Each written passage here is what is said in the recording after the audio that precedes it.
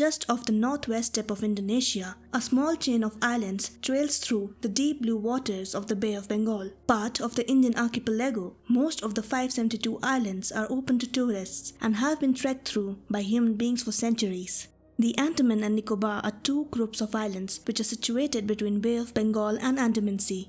The world's only known Paleolithic people, the Sentinelese, live in the North Sentinel Island, the southern tip of the Great Andaman.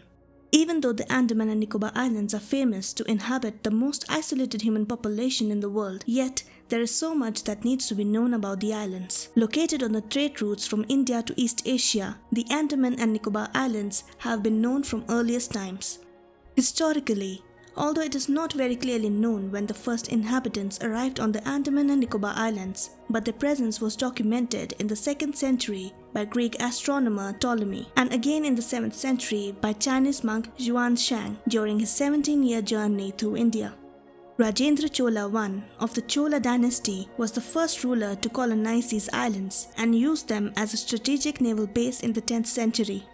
The history of organized European colonization on the islands began when the settlers from the Danish East India Company arrived in the Nicobar Islands in the year 1755 and eventually declared it as a Danish colony. The ownership of the islands shifted variously between France, Denmark, Austria, and Great Britain during the 17th century. However, during the Danish rule, Denmark sold the rights of the islands to Britain, which made them a part of British India in the year 1869. After India's independence, the British wanted these islands to form their own nation, which never worked out, and instead the islands became a part of India in the year 1950 and were declared as a union territory in the year 1956. Since the 1980s, the islands have been developed into a strong naval base for the defense in the Bay of Bengal.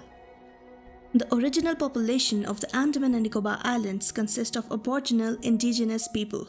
They have been dwelling in the forests and the jungles of the islands for centuries, and appear to have lived in substantial isolation for thousands of years.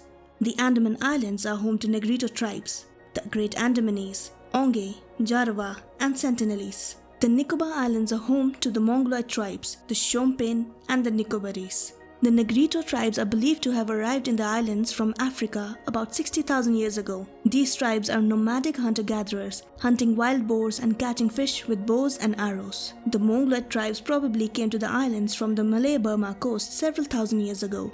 The death of an American tourist who illegally visited the isolated North Sentinel Island had drawn the world's attention to the small island's reclusive inhabitants. The Sentinelese inhabit a small North Sentinel Island. Because of the geographical separation from the other islands, the Sentinelese have maintained a strict isolation from the rest of the world. Unlike the other tribes who maintain some kind of contact with the outside world, they are the only primitive people known in the world to live in complete isolation.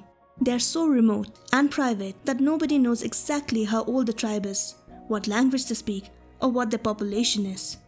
But they are not entirely uncontacted. Over the last 200 years, outsiders have visited the island several times, and it often ended badly for both sides. One of the earliest recorded attempts at contact took place under the British rule in the year 1880, when Maurice Portman kidnapped an elderly couple and 4 children from the North Sentinel Island. He intended to bring them back to Britain, treat them well, study their customs, shower them with gifts, and then return them home.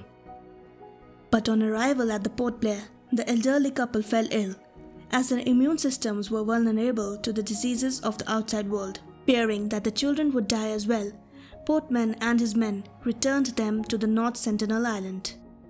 For almost 100 years, Sentinelese isolation continued until the year 1967, when the Indian government attempted to contact the tribe once more. The tribe was unwilling to cooperate and retreated into the jungle every time the Indian anthropologists attempted to interact. Eventually, the researchers settled for leaving gifts on the shore and backing off. Contact attempts over the years by a variety of establishments, including National Geographic and the Indian Anthropological Team, were all met with a relentless curtain of arrows. When Indian Coast Guard helicopters flew over the island after the 2004 tsunami, they found the Sentinelese in good shape and not at all pleased to see them, and not at all hesitant to attack them with bows and arrows. A couple of years later, in the year 2006, An Indian crab harvesting boat drifted ashore, and the Sentinelese killed both the fishermen and buried their remains. Given the history, it's not remotely surprising that the Sentinelese saw American tourist John Allen Chow as a trespasser. They chased him away twice, but when he ventured ashore a third time, they're believed to have killed him. Now it appears they've buried his remains, as they did with the two fishermen in the year 2006. The Indian government has now called off the search for Chow's body, citing danger to both the search personnel and the Sentinelese people. The Sentinelese have made it clear that they do not want any contact and are just doing fine on their own. By paying attention to what these uncontacted tribes say and do, their meaning is clear. No matter what language you speak, they want to be left alone, and the choice must be respected.